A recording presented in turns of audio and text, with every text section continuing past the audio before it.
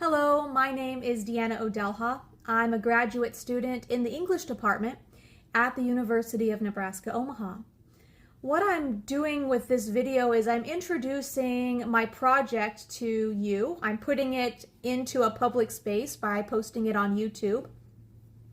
I want to explore rhetorical silence and asking questions and public spaces. So the title of my interview series is When Silence is Your Voice, Re-Envisioning the Role of Silence in Public Spaces. I have my notes here. So the first time I ever thought about interviewing a statue was a few years ago when I walked onto the UNO campus for the first time. I saw the statue of Venus outside the Arts and Science building. And when I saw her, I had some questions inside that I never asked outside until now. So my initial questions were, what is she representing about the Arts and Science building? And also, why is she the only statue of a woman on campus? She's also the only nude statue on campus, so why aren't there other nude statues? All of these things I was wondering. I also was wondering, and still am, does she really represent all of the students on our campus? Who is she representing? What message is she sending? And also, what does she think? What does Venus think about being there? What is her opinion about who she is and the role she plays on our campus? So all of these questions I've been having, but I've never asked out loud. And I think that's something interesting about our culture now, is that a lot of us, we don't even bother asking questions out loud because we know that one, the answer we get, we're not going to like, or two, the answer we get is going to be a lie, it won't be authentic, and three, maybe the answer is silence. Maybe we're just ignored. But those internal dialogues still take place, and they're formed because of interactions we have with things in public spaces. So all of this is coming together in my project that you're about to see. I'm smiling because the first interview we did, it's fun. The project is a fun project. I'm having a lot of fun. It's very entertaining. My professors think it's fun. The people, my peers that I talk with think it's a great idea. They're very excited about it. Even my son, who's 20, he filmed the video you're going to see, and he thought it was a great idea. He really enjoyed being a part of it. So the interview is, it's got energy to it. It's not very well scripted. It's just kind of the very first stages of, it's very amateur, but the point is that it's profound. The questions we're asking are profound, and they're meant to generate more questions. So with all of that in mind, I'm sharing this with you, my audience. I hope that you will participate with me in this series. I really hope that you will ask questions of the Venus statue and the other statues that I interview. There's a link below that will take you to a website that I'm developing so I can collect all of my interviews, all of my questions in one place. Before I send you to my video, I think I want to introduce a few things I wonder about. So, things I wonder about, and I would like you to wonder about also. How internal dialogues form as a result of the questions we ask ourselves about what we see, especially in public spaces. And then how statues of women and others placed in public spaces become part of our social networks and geography. And this is very important to think about, because when we're interacting with public spaces, it's part of our life. It's part of our perceived realities. And so how is this perceived reality affecting us, affecting how we're validated, affecting the meaning that we're finding in life, affecting how our identities are formed, and how we ourselves value who we are and our thoughts and our critical reasoning abilities.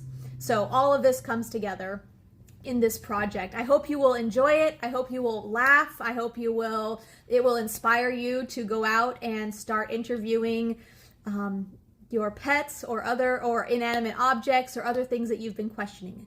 So thank you so much. Enjoy, and I'll see you in the next interview. Bye.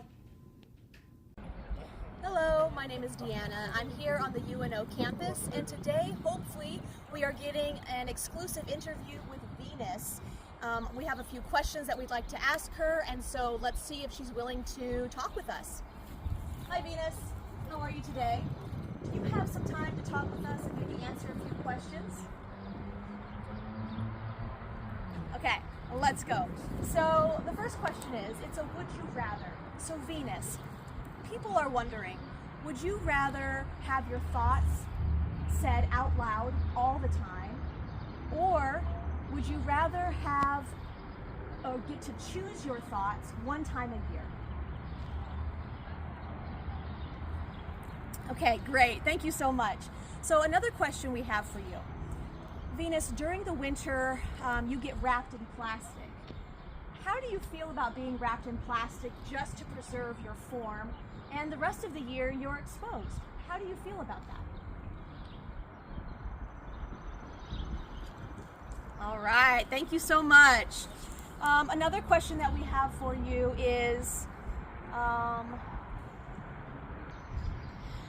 following up with that, so Venus, how does it feel to be the only female statue on the UNO campus? And additionally, how does it make you feel that you are the only nude statue on campus? Good point. And finally, we have one more burning question for you, Venus. So your form was created a long time ago, and it's always nude. How do you feel about the fact that your form will never change? It will always be a nude body. All right, thank you so much for your time. So there you have it. We got a personal exclusive interview with Venus, and we'll see you next time. Hi, I hope you enjoyed that interview.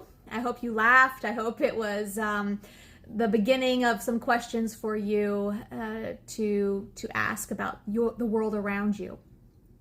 But this is a little bit of a reflection I wanted to share with you about the filming of that, the experience of that video, of that interview. So what we did was my son, his partner, and I, we draped Venus in some beautiful gold and teal tulle fabric. Now the reason we chose those colors is because in the painting, the birth of Venus, they have the ocean. She has kind of the goldish red hair, and so we wanted to emulate that. We also needed to cover her because we can't post naked bodies on YouTube.